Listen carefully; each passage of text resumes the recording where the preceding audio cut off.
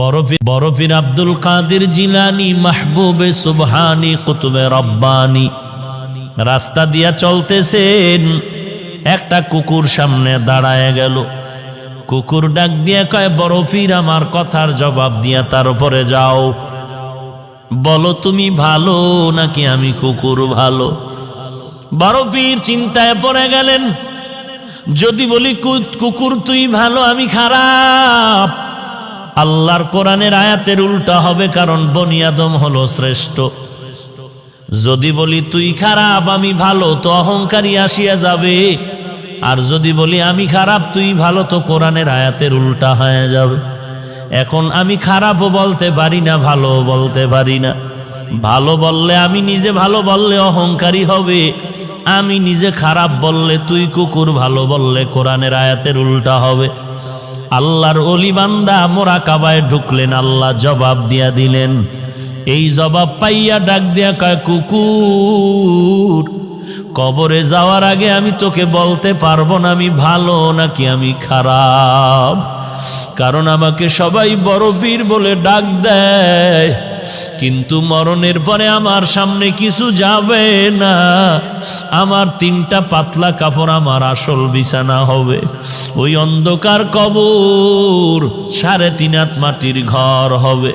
ওই কবরে যাওয়ার পরে সাথী নাই, বাতি নাই। আল্লাহ পাকের 2 জন ফেরেশতা প্রশ্ন করার জন্য আসবে। আসার পরে 1 নাম্বার প্রশ্ন, রবের পরিচয় দাও। 2 নাম্বার প্রশ্ন হবে তুমি ধর্মের পরিচয় দাও। 3 নাম্বার প্রশ্ন হবে তুমি রহমাতুল লিল আলামিনের পরিচয় দাও। যদি আল্লাহর শুকর জবাব দিতে পারি, তাহলে আমি তখন তোমাকে বলতে পারবো আমি আব্দুল কাদের জিলানী ভালো, তুই কুকুর বড় খারাপ। আর যদি ওই প্রশ্নের জবাব দিতে না পারি, তখন আমার কবর হয়ে যাবে জাহান্নামের আগুন। 1টা নয় 2টা নয়, 70 থেকে 99টা সাপ কবর ভরে যাবে। 2 পার্শ্বের মাটির চাপ। তখন আমি জবাব দিয়া বলতে পারবো, কুকুর তুই ভালো, আমি মানুষেও ভালো হতে পারলাম না, কারণ আমার কবরের মধ্যে আগুন জ্বলে, আমার আযাব হচ্ছে, তোর কোনো আযাব নাই। আমি কবরে যাওয়ার আগে তোকে জবাব দিতে। জিলানী ডাক দিয়া কয়, ও দুনিয়ার মানুষ, মরণের আগে কবরে গিয়া নাজাত না পাওয়ার আগ পর্যন্ত নিজেকে ভালো মনে করার উপায় নাই। আমারে মাওলানা না বললে মনে কষ্ট পাই, আমারে আন্তর্জাতিক মুফাসসির না বললে কষ্ট পাই, আমাকে হাজী সাহেব না বললে কষ্ট পাই, আমাকে খতিব সাহেব না বললে বড় কষ্ট পাই। আমি প্রিন্সিপাল, আমি মুফতি সাহেব, আমি মুহাদ্দিস, এটা দাবি করে কত গর্ববোধ করি, কত অহংকার। কিন্তু কবরে গিয়া যদি নাজাত না পাই, আমার মাওলানাগিরি মুফতিগিরি টাইটেলে আমার কোনো কাজ আসবে না। আর আমার টাইটেল লাগবে না যদি কবরে গিয়া আমলের কারণে আল্লাহ মাফ করে দেয়। আমি মাওলানা হওয়ারও দরকার নাই, মুফাসসির মুহাদ্দিস হওয়ারও দরকার নাই। আমার মতো ভালো জমিনে দুনিয়ায় আর কেউ হতে পারবে না। এরে নবীর উম্মতের দল, দিল্লি শাহী জামে মসজিদের মধ্যে খতিব হলেন শাহ ওলিউল্লাহ মুহাদ্দিসে দেহলভী রহমাতুল্লাহ আলাই। জুমার নামাজের খুতবায় যখন দাঁড়ায়, রুমাল দিয়া চেহারাটা ঢাকিয়া দাঁড়ায়। একজন দাঁড়ায় বলে, হযরত আপনি চেহারা ঢাকিয়া খুতবা পড়েন, কারণটা কি? আল্লাহর ওলি বলে, বাবা আগামী জুমায় তুমি জবাব নিতে আসবা। আগামী জুমায় যখন আসলো, বলে আমার কাছে দাঁড়াও। আল্লাহর ওলি শাহ ওলিউল্লাহ মুহাদ্দিস তার রুমালটা ওই প্রশ্নকারীর মাথায় দিলেন। প্রশ্নকারী একটা চিৎকার দিয়া বেহুশ হয়ে জমিনে পড়ে গেল। হুশে আসার পরে বলে, বাবা রুমালটা মাথায় দেওয়ার কারণে তুমি চিৎকার দিলা কেন?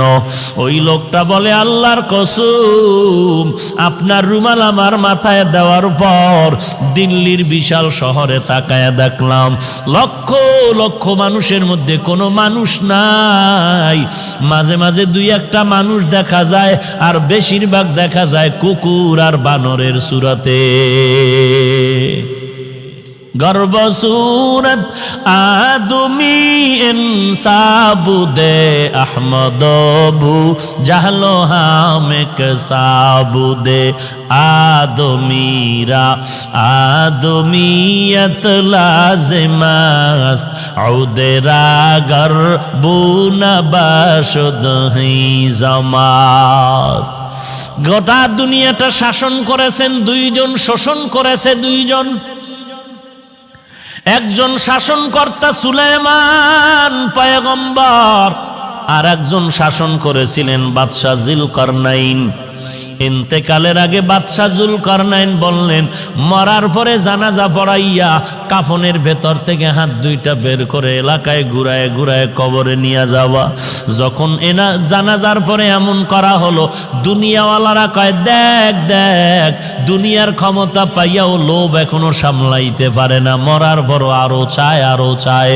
ইমানওয়ালা কয়, না রে বেয়াকুফ, না না, বাদশাহ যুলকারনাইন গোটা মানুষের সবক দিয়া গেল। আমি দুনিয়ার পুরা ক্ষমতা পাইয়াও আজ খালি হাতে কবরে যাইতেছি।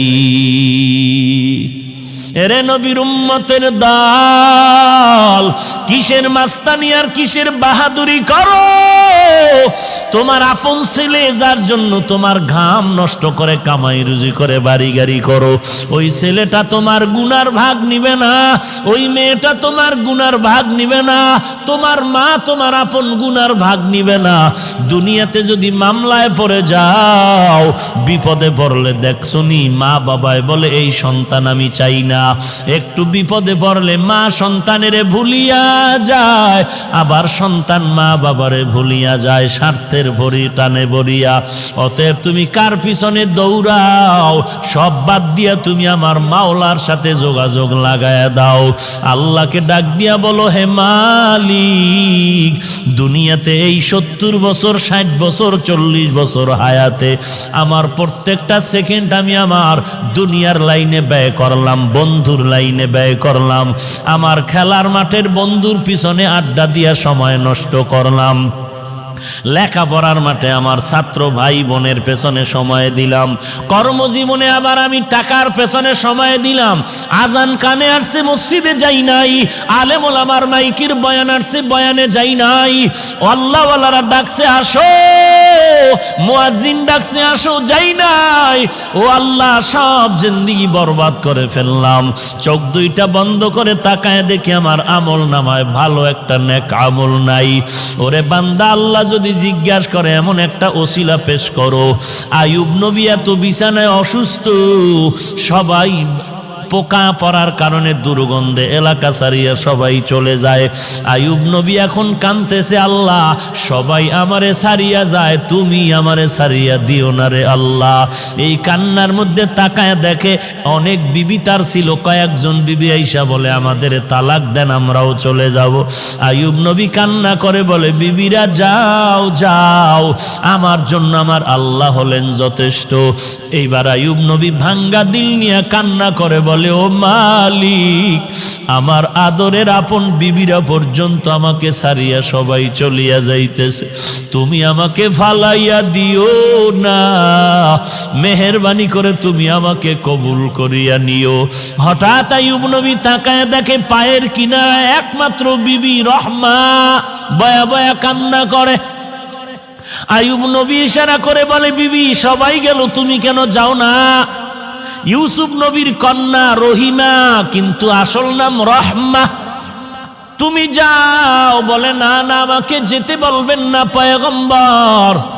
কারণটা কি? বলে, আমি আপনার খেদমতে আমার জীবনটা কাটায় দিতে চাই। কারণ কি? বলে, হাসরের ময়দান তো বড় কঠিন, একটা নেকের টানে মা বাবায় জাহান্নামে যাবে, ছেলে মেয়েরা জান্নাতে যাবে। একটা নেকের ব্যবধানে অনেক সময় ছাত্র জান্নাতে যাবে, ওস্তাদরা জাহান্নামে যাবে। একটা নেকের টানে বক্তা জাহান্নামে যাবে, শ্রোতারা জান্নাতে যাবে। একটা নেকের ব্যবধানে ইমাম সাহেব জাহান্নামে যাবে, মুক্তাদিরা জান্নাতে যাবে। একটা নেকের ব্যবধানে দেখা যাবে পীর সাহেব জাহান্নামে যায়, মুরিদেরা আমল করিয়া জান্নাতে যায়। এরে নবীর উম্মতের দল, রহমা নামের বিবি কান্না করে বলেন, ওই হাসরের ময়দান এমন একটা ভয়ঙ্কর ঘর, একটা জায়গা, সূর্য মাথার উপরে নেমে আসবে, সূর্যের তাপে জমিনটা তামা হয়ে যাবে। ওদিকে জাহান্নামের আওয়াজ, ওদিকে আমার আল্লাহ তাআলার কুদরতের আওয়াজ। ওয়ামতাজুল ইয়াউমা আইয়ুহাল মুজরিমুন, এরে গুনাহগারের দল, নেককারদের থেকে তোরা আলাদা হয়ে যা। জাহান্নাম চিৎকার দিয়ে বলবে, রে মালিক, গুনাহগারগুলো সব আমার পেটের মধ্যে দিয়া দাও রে আল্লাহ। সূর্যের তাপে মানুষের গুনাহগারের মাথার মগজগুলো টাস টাস করে ফেটে যাবে, পায়খানার রাস্তা দিয়া পেটের নাড়িভুড়িগুলো পড়িয়া যাইবে। এমন কান্নার আওয়াজ, জাহান্নামের আওয়াজে হাসরের ময়দানটা থরথর করে কাঁপা শুরু হয়ে যাবে। ওরে নবীরা পর্যন্ত কান্নার আওয়াজ, শুধুমাত্র তোমার আমার নবী সিজদায় পড়ে কাঁদবেন, আল্লাহ জাহান্নামে ফিরাও, আমার একটা উম্মত যেন জাহান্নামে না যায়, আমার একটা উম্মত জাহান্নামে গেলে আমি নবী জান্নাতে যাব না। আল্লাহ বলবেন, নবী আপনি কাঁদবেন না, আপনি চিনিয়া চিনিয়া বাছাই করে করে আপনার উম্মতের জান্নাতে নেওয়ার চেষ্টা করেন।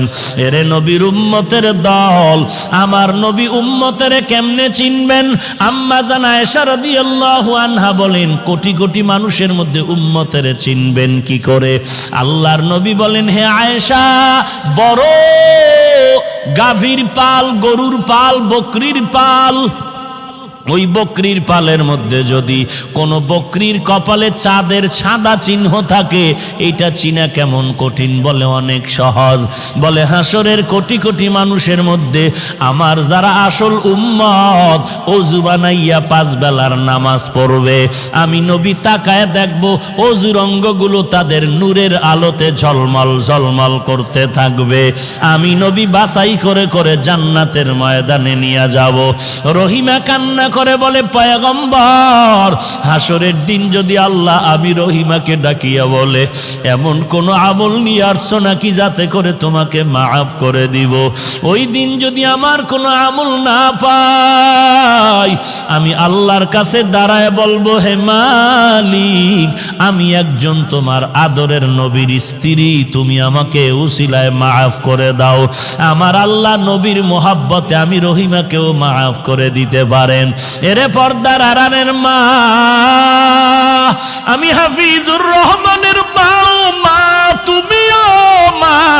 মনটা কি চায় না একজন আলেমের মা হয়ে কবরে যাও, একজন হাফেজে কোরআনের মা হয়ে কবরে যাও। তুমি মরার পরে তোমার সন্তান জানাজা পড়াবে, তুমি মরার পরে তোমার সন্তান কবরে গিয়া কোরআন পড়ে দোয়া করবে।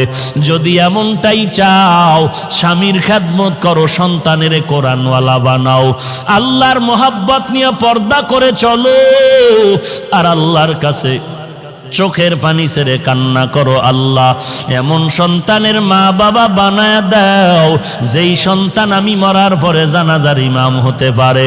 এরে যুবক, আল্লাহর কাছে তওবা কর।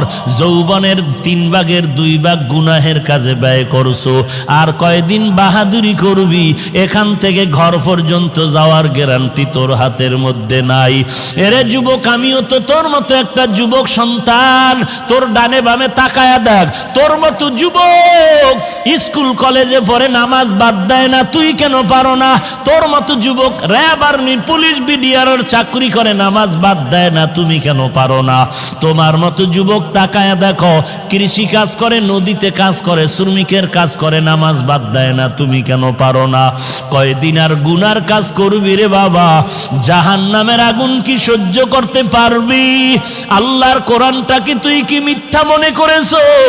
নবীর হাদিস কি মিথ্যা মনে করেছ? আল্লাহর কোরআনের আওয়াজ এক জাররা পরিমাণ গুনাহ নিয়ে যদি কবরে যাও, ওই কবরের দুই পার্শ্বের মাটির চাপ পাজরের হাড় চুরমার হয়ে যাবে, সহ্য করতে পারবি না রে আল্লাহর বান্দা।